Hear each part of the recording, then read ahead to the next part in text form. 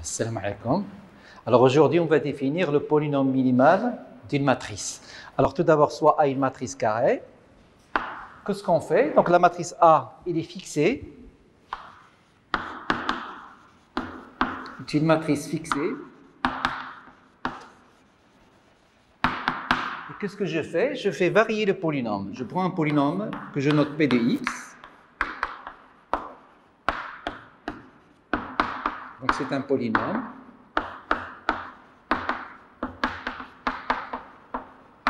A1x plus A0, etc. Et qu'est-ce que je lui fais? À ce polynôme P de x, je lui associe la matrice. Donc je remplace x par A, l'indéterminé par A. Donc on lui associe la matrice. Donc je rappelle, d'accord? Donc je remplace grand X par A.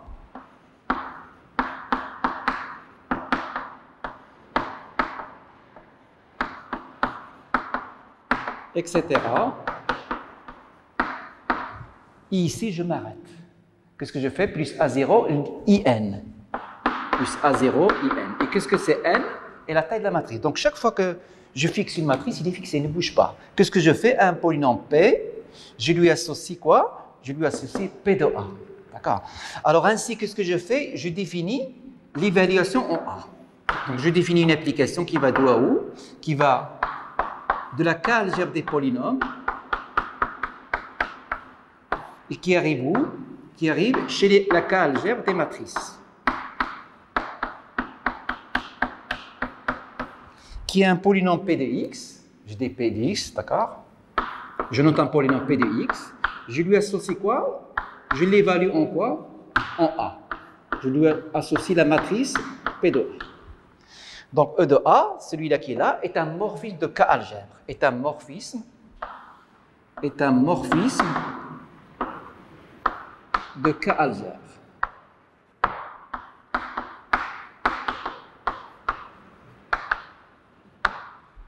Et j'explique à moi-même ce que veut dire un morphisme de K-algèbre. Un morphisme de K-algèbre, c'est un morphisme qui respecte toutes les opérations. J'ai l'addition, la loi externe, la multiplication, d'accord? Donc c'est un morphisme d'anneau, d'accord? C'est une application linéaire, d'accord? C'est une application linéaire, etc. C'est-à-dire qu'il respecte toutes les lois. Donc que veut dire ça? On peut, c'est-à-dire, on a. Donc il faut préciser les notations pour ne pas avoir des problèmes. Ça signifie qu'on a ça.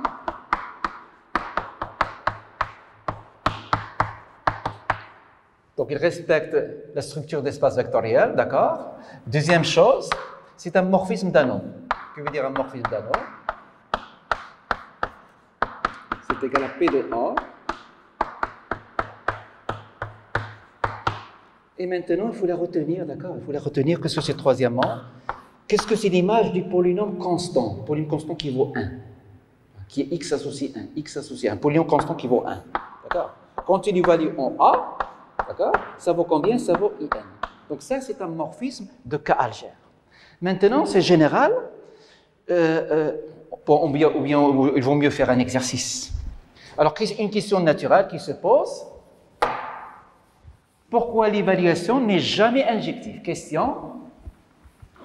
Pourquoi l'évaluation n'est jamais injective? Alors, ce morphisme de K-algèbre, elle n'est jamais injective. Alors pourquoi? Parce que c'est évident et c'est général.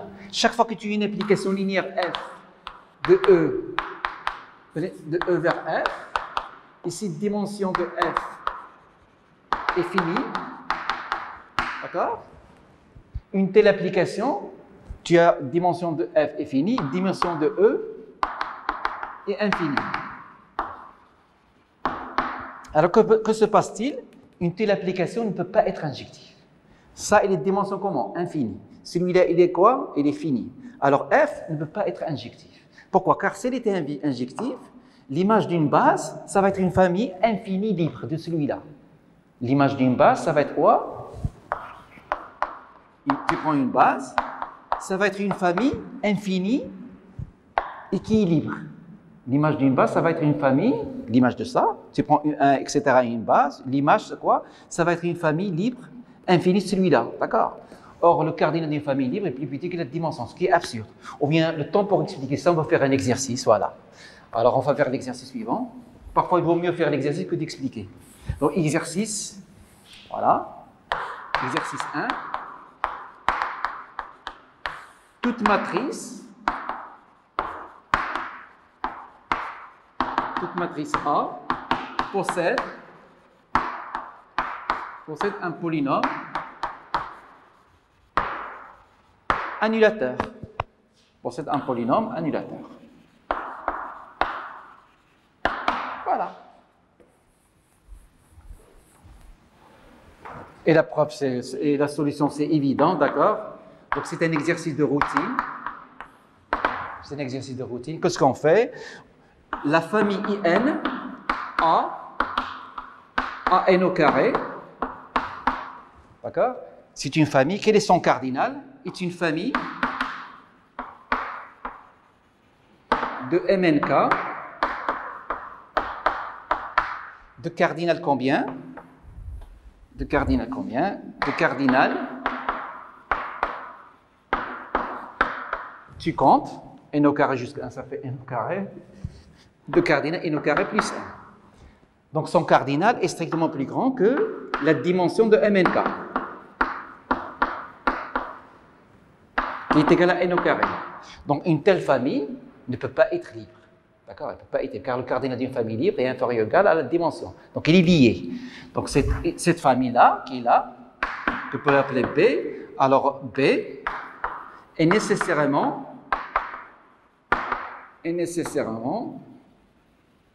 lié.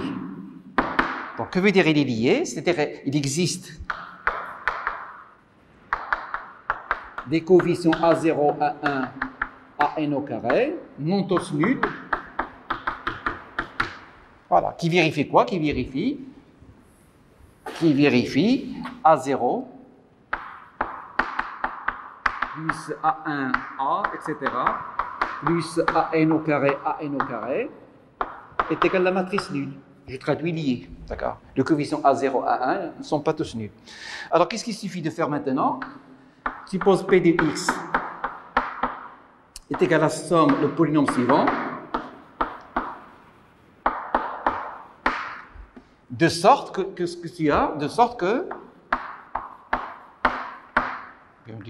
qu'on a, on a P de A, de sorte que P de A il vaut combien? P de A est égal à 0. Voilà. Démonstration très classique. Voilà. Démonstration très classique. Donc ainsi, on a su trouver un polynôme dont tous les coefficients ne sont pas nuls, donc il est non nul, car qu'est-ce que c'est la définition d'un polynôme annulateur? La définition d'un polynôme annulateur, c'est un polynôme qui est avant tout, qui est non nul, qui annule la matrice. Et par hypothèse, qu'est-ce que j'ai P de A qui est égal à 0. Donc en résumé, toute matrice possède un polynôme annulateur. Voilà, donc pour quelqu'un qui passe. Alors maintenant, on va arriver à notre but. Alors voici notre but. Alors l'évaluation, il va d'ici à ici. Alors on va poser n de A. C'est l'ensemble des matrices, etc., des polynômes, tels que P de A est égal à 0.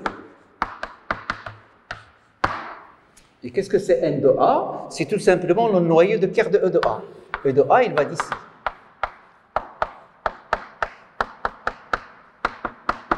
Il arrive chez les matrices qui a un polynôme P de x, qui lui associe P de A. Donc, qu'est-ce que c'est n de A? C'est tout simplement le noyau de ce morphisme. Voilà. Alors, le noyau d'un morphisme d'anneau, c'est un idéal.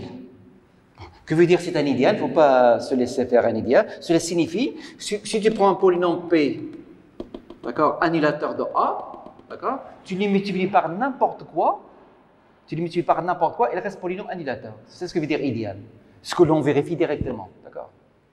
C'est-à-dire si tu n'as pas besoin de la terminologie idéale, etc.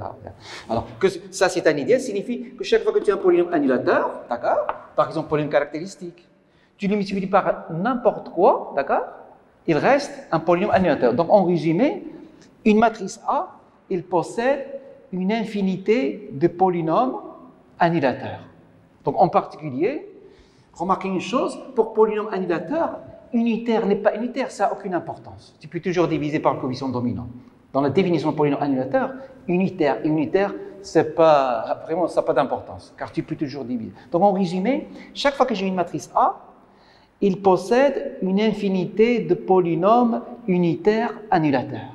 Qu'est-ce que je fais? Donc il y a une infinité. Qu'est-ce que je fais? Je prends le polynôme unitaire annulateur de A du plus bas degré. Ça existe et il est unique.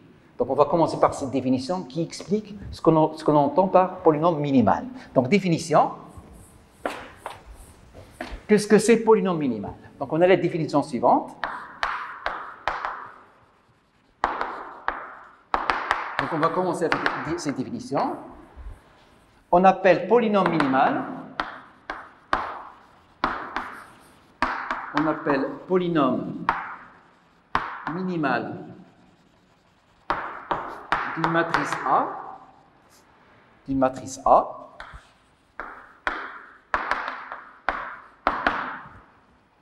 Le polynôme unitaire, donc il est unitaire, annulateur de A,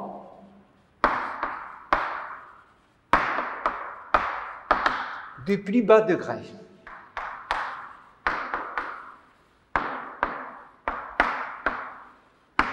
Regardez. On vient de voir dans l'exercice qu'une matrice A, elle possède toujours un polynôme annulateur. Comme c'est un idéal, d'accord, il possède une infinité de polynômes annulateurs unitaires, d'accord. Qu'est-ce qu'on fait? Qu'est-ce que c'est polynôme minimal? C'est le polynôme du plus bas degré, d'accord. C'est le polynôme du plus bas degré. Et ça existe. Pourquoi? Parce que ce noyau qui est là est différent de 0. C'est l'exercice 1. L'évaluation n'est jamais injective, d'accord. Soit tu fais le raisonnement en classe, tu dis il n'existe aucune application injective dimension infinie vers dimension finie, ou bien tu répètes ce que j'ai fait IN, etc. Donc en résumé, cette application n'est jamais injective, donc elle est différente de 0. Donc il y a une infinité de polynômes unitaires annulateurs et tu choisis le polynôme du plus bas degré. Comment il s'appelle? Il s'appelle polynôme minimal. Et comment on le note? On le note pi A de x. Ce polynôme est noté. Ce polynôme minimal est noté pi A de x. Voilà. Donc c'est une définition qui te donne une idée sur le polynôme minimal. Une matrice possède une infinité de polynômes unitaires annulateurs. Qu'est-ce que c'est polynôme minimal? C'est l'unique polynôme du plus bas degré parmi ça. Voilà. Mais dans la pratique, est-ce qu'on va manipuler cette définition? D'accord. Dans la pratique, on a besoin d'une définition qui est plus opérationnelle. D'accord. Donc, on va préciser ça. D'accord. Alors, de façon plus précise, donc je vais écrire proposition.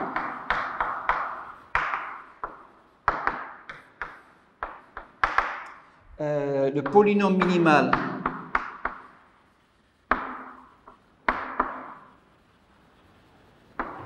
pi A de x est l'unique polynôme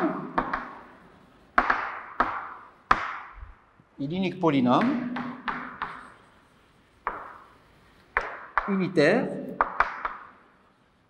qui vérifie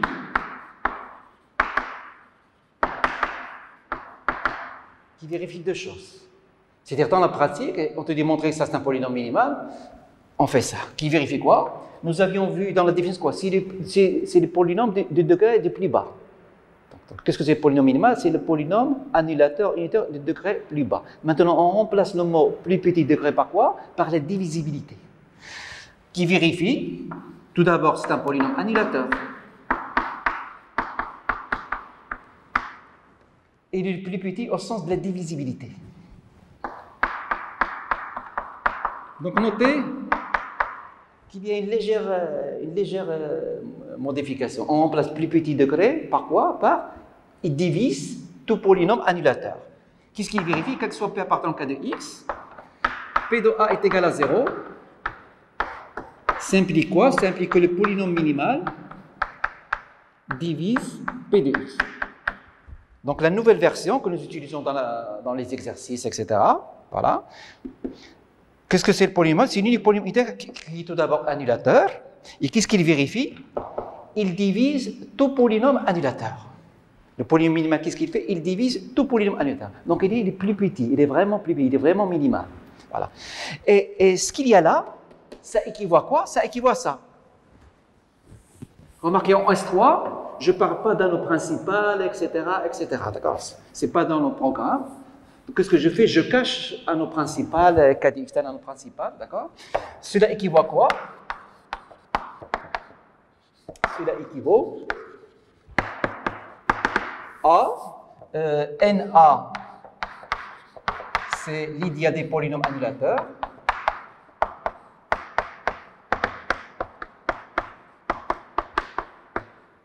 C'est égal à quoi? C'est égal à l'idéal engendré par, c'est-à-dire est égal au multiple du polynôme minimal. Ce qu'il y a là-bas, regarde, ça équivaut à ça. Ça implique ça, et ça implique ça. Il faut que je sais quand est-ce que j'utilise ça, et quand est-ce que j'utilise ça. D'accord? Ça, j'utilise par exemple pour montrer que deux matrices semblables, ils ont le même polynôme minimal. Ça, c'est évident. D'accord? Et parfois ici, je l'utilise dans d'autres choses. Donc, à travers l'exercice, on va comprendre. Donc, c'est le but de la prochaine séance. Donc, il ne faut pas se précipiter, il faut aller très doucement, d'accord? Et ça, c'est quoi? C'est une notation internationale. Que veut dire ça? C'est les multiples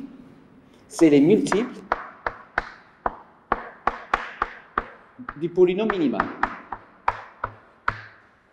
C'est les multiples des polynômes minimaux. Voilà. Ce qu'il y a là, sa traduction ensembliste, c'est ça. Ça, l'idée des polynômes annulateurs, cet ensemble, est égal au multiple de pi de A. Voilà. Et on peut la montrer. Et remarquez que la démonstration,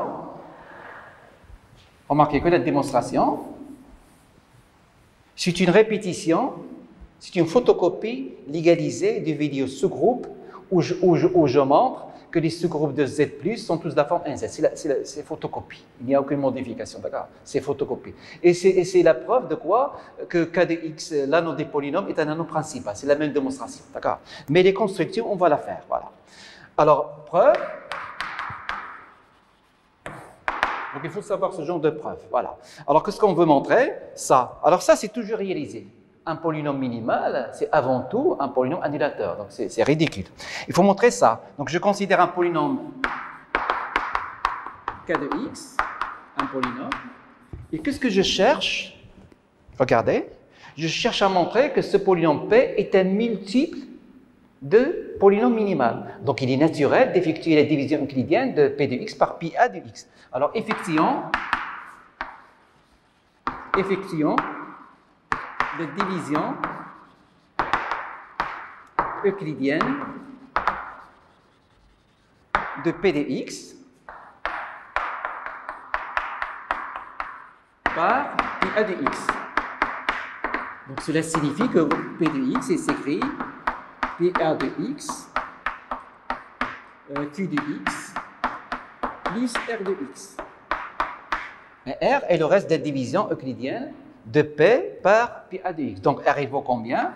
Donc R est soit le polynôme nul, ou bien le degré de R est strictement plus petit que le degré de pi A de X. Du polynôme degré de pi de A. C'est-à-dire c'est la définition de la division euclidienne. Voilà. Alors maintenant, qu'est-ce que j'ai envie à montrer? Je veux montrer que celui-là est un multiple de celui-là. Donc, on a envie de montrer que le reste est nul. Donc, qu'est-ce que je fais? Je fais un petit raisonnement par l'absurde. Donc, je fais un petit raisonnement par l'absurde. Supposons que R est différent de 0. Alors, si R est différent de 0, d'accord? Combien il vaut R de A? Quand tu remplaces ici, donc étoile. R de A, ça vaut combien? R de A, ça vaut P de A. D'accord? Soit P un polynôme, ici je me suis trompé, soit P tel que P de A est égal à 0. Donc j'ai oublié d'écrire l'hypothèse P de A égale à 0. Ça arrive. Donc P de A égale à 0. Alors qu'est-ce que c'est? Maintenant, qu'est-ce que je fais? Je vais remplacer grand X par A. Alors quand tu remplaces X par A, Qu'est-ce que ça donne? Ça donne P de A. Pi de A c'est 0. Q de A plus R de A. J'évalue cette relation polynomiale en x égale à A. Donc je répète ici, le départ, l'hypothèse c'est P de A égale à 0. P est un polynôme annulateur. Donc ça vaut 0. Ça vaut 0. Donc R de A, il vaut combien? Il vaut 0. Donc conclusion, qu'est-ce que j'ai? J'ai R de A est égal à 0.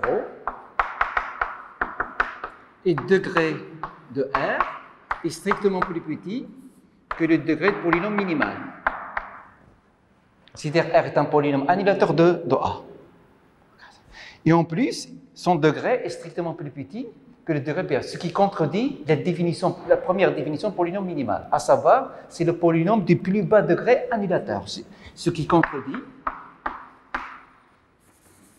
la définition du polynôme minimal. Du polynôme minimal. Voilà. Alors maintenant, qu'est-ce qu'il reste? Voilà, définition. Alors, il y a une remarque. Donc, pour ne pas oublier, il y a une remarque qui s'impose. Il faut savoir que le degré du polynôme minimal est toujours supérieur ou égal à 1. D'accord? Il faut savoir les petites choses. Remarque.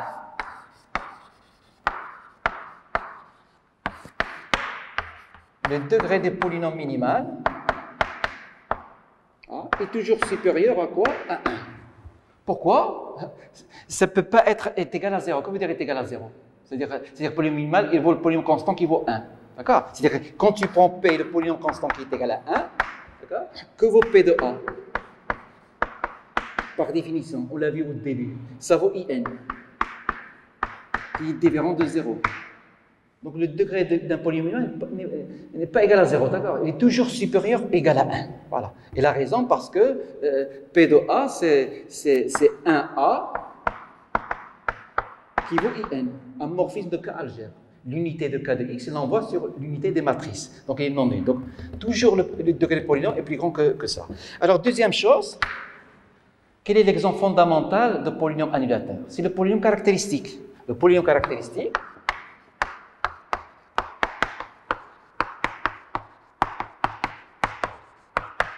est un exemple de polynôme annulateur. C'est le théorème de Cayley-Hamilton. Qu'est-ce qu'il affirme, le théorème de Cayley-Hamilton? Le théorème de Cayley-Hamilton.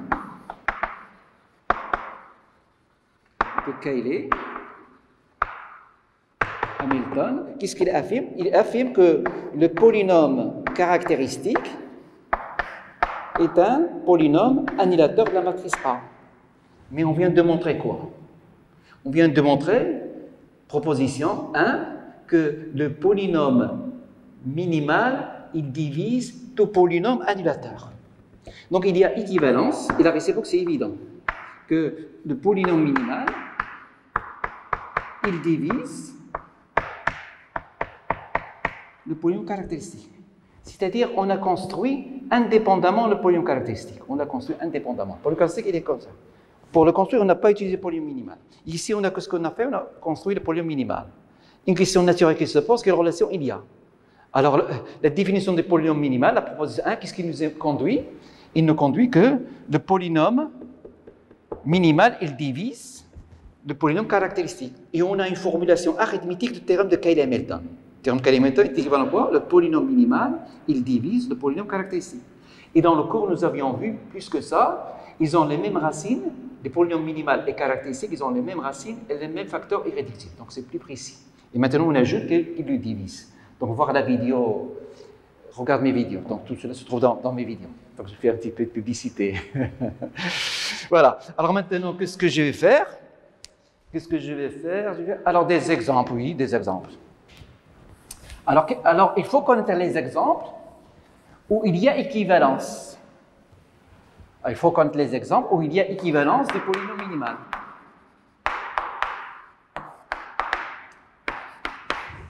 En utilisant les exercices, d'accord? Une matrice A est scalaire. Une matrice A est scalaire. si seulement si le degré de polynôme minimal, il vaut combien? Il vaut 1. Nous avions vu que le degré de polynôme minimal est toujours supérieur ou égal à 1. Question naturelle quand s est égal à 1. Alors, dans ce cas, il y a équivalence. Scalaire, ça équivaut à ça. Donc, que veut dire scalaire? A scalaire veut dire A scalaire signifie qu'il existe lambda appartenant à K tel que A moins lambda IN est égal à 0. La matrice nulle. Donc, quel est le polynôme annihilateur de A d'après cette écriture? Ça, je peux l'écrire comment ça? Je peux l'écrire x moins lambda de A est égal à 0n. Voilà. Donc, qu'est-ce que c'est un polynôme annulateur? C'est x moins lambda. Et comme le degré de polynôme minimal est toujours supérieur ou égal à 1, d'accord? Alors, nécessairement, que vaut pi a de x? Il vaut x moins lambda. Donc, il faut connaître ces petites choses. Un deuxième exemple fondamental, c'est une matrice nilpotente. Quand tu as une matrice nilpotente d'indice P, une matrice nilpotente N d'indice P, une matrice est nilpotente d'indice P, si seulement si le polynôme minimal il vaut combien? Il vaut xl puissance P. Regarde, il y a équivalence. Si le polynôme minimal il vaut xl puissance P, d'accord?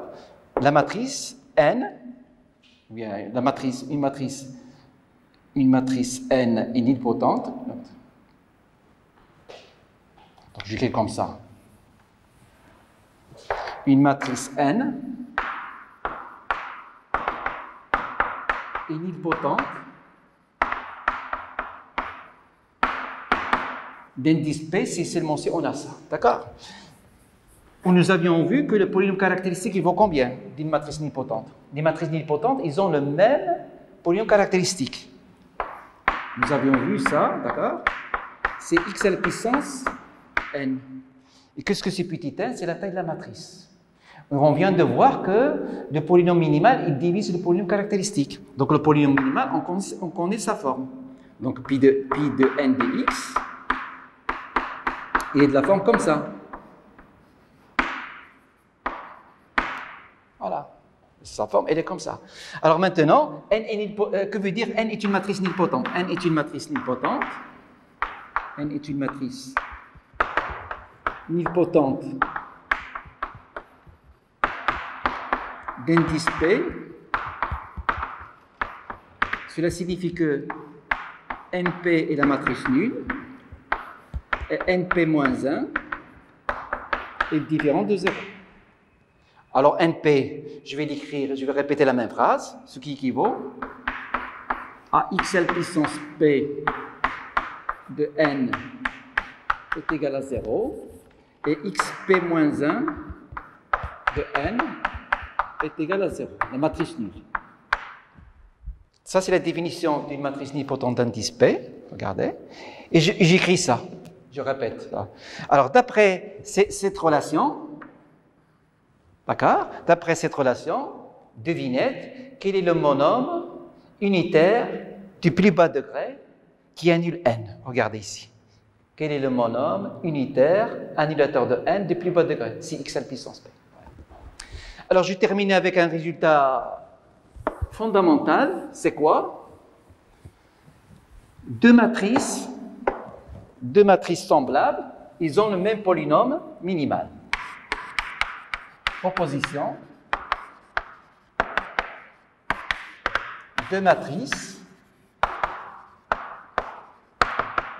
semblables ont le même polynôme, heureusement, ont le même polynôme minimal.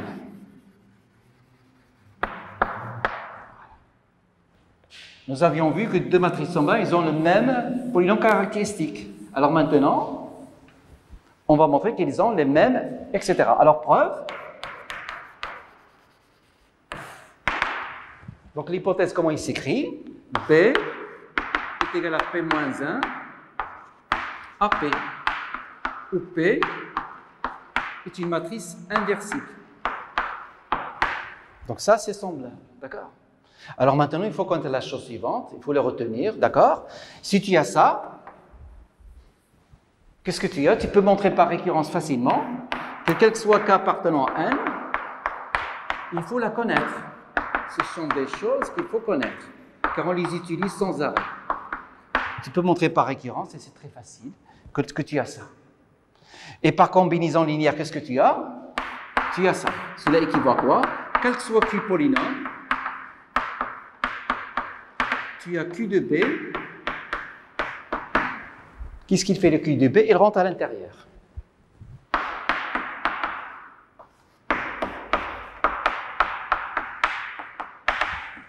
Pour un étudiant qui est débutant, il doit connaître ça par cœur. Ça, il faut le connaître par cœur. On l'utilise, d'accord? Plus généralement, on a ça, d'accord? Pour quelqu'un qui est très brillant, il dit que l'application qui a A associé P-1 à P, c'est un morphine de K algèbre, et pour un morphine de K algèbre, les polynômes, ça rentre à l'intérieur. Donc, il n'y a aucune démonstration.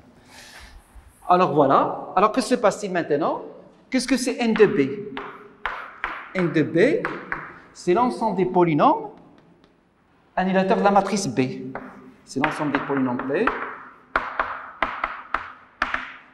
tels que, je l'appelle Q pour ne pas faire des confusions avec la matrice, tel que Q de B est égal à 0,n. Voilà. Ça, c'est la définition de l'idéal annulateur de la matrice B. Regarde, c'est la notation de l'introduction. C'est l'ensemble polynôme qui annule la matrice B. Alors maintenant, que se passe-t-il? Tu remplaces, Q de B, c'est quoi Q de B? Il est là-bas. Donc tu remplaces un ensemble de Q appartenant à K de X, tel que P-1, Q de A de P est égal à la matrice nulle. Et comme P est inversible, je peux simplifier avec P ici. Regardez, c'est P inversible, je peux simplifier. Et qu'est-ce que c'est ça? C'est NA. Et qu'est-ce que c'est la conclusion? NB est égal à NA. NB est égal à NA. Mais qu'est-ce que c'est NB? NB, c'est les multiples du polynôme minimal de B. Et ça, c'est les multiples du polynôme minimal de A. Et c'est ça le charme de cette notation. Cette notation possède un charme, d'accord? Les polynômes pi de B, pi de A, ils sont unitaires. Alors, ce qu'il y a là, ça équivaut. Cette égalité ensembliste, il faut noter le charme des choses. Regardez, cette notation, les multiples, d'accord? Ça équivaut à quoi? Ça équivaut à pi de B est égal à pi de A. Donc ça, par définition, c'est quoi? On l'a déjà vu dans la proposition 1. Ça, c'est égal à quoi? À ça, les multiples de pi de B. Dans la proposition 1, on a vu que ça est égal à ça. Et ça, c'est les multiples de pi de B. Ça, alors, cette égalité ensembliste est équivalente à ça. Est égal à. Pourquoi? Car les polynômes sont unitaires. Car ça implique que celui-là divise celui-là et celui-là divise ça. Comme ils sont unitaires, il y a égalité. Donc remarquez, une égalité ensembliste entraîne que pi de B égale à pi de A. Donc une petite remarque qui s'impose, c'est quoi? Pour terminer, je dis pour terminer, comme ça vous êtes contents. Alors quelle est la remarque de routine? Si A est semblable à B, j'ai le polynôme caractéristique de A est égal au polynôme caractéristique de B, et j'ai le polynôme minimal de A qui est égal au polynôme minimal de B. D'accord? Alors pour n plus grand que 4, la réciproque est en général fausse. Donc il faut faire attention. La réciproque est en général fausse. La réciproque est en général fausse. Alors, qu'est-ce que tu fais? Tu prends cette matrice. Tu prends A cette matrice, car c'est une question naturelle. On a égalité des polynômes minimales, égalité des polynômes caractéristiques. Est-ce qu'on a? Est-ce qu'ils sont semblables? Voilà. Donc ça, la matrice A, par exemple, et B, cette matrice.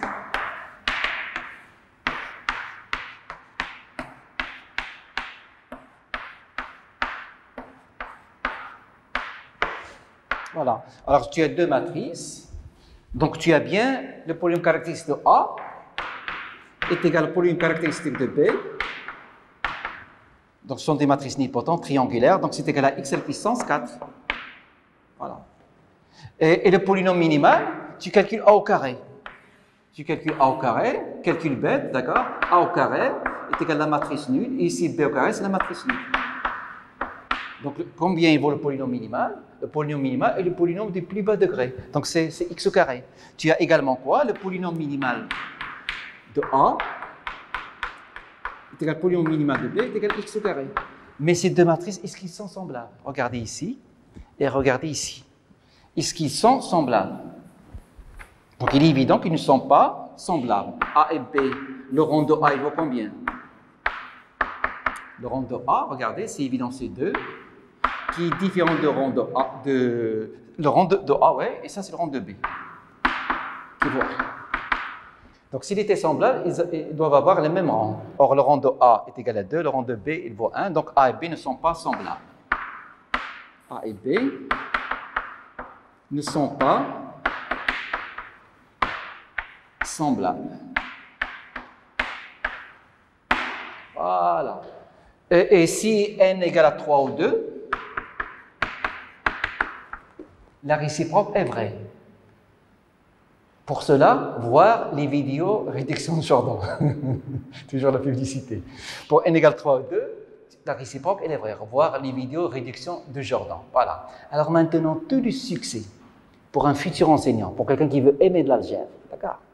C'est un petit cours sur les polynômes minimaux, d'accord? Pour aimer l'algèbre, il faut montrer comment on peut définir le polynôme minimal à partir de la congruence.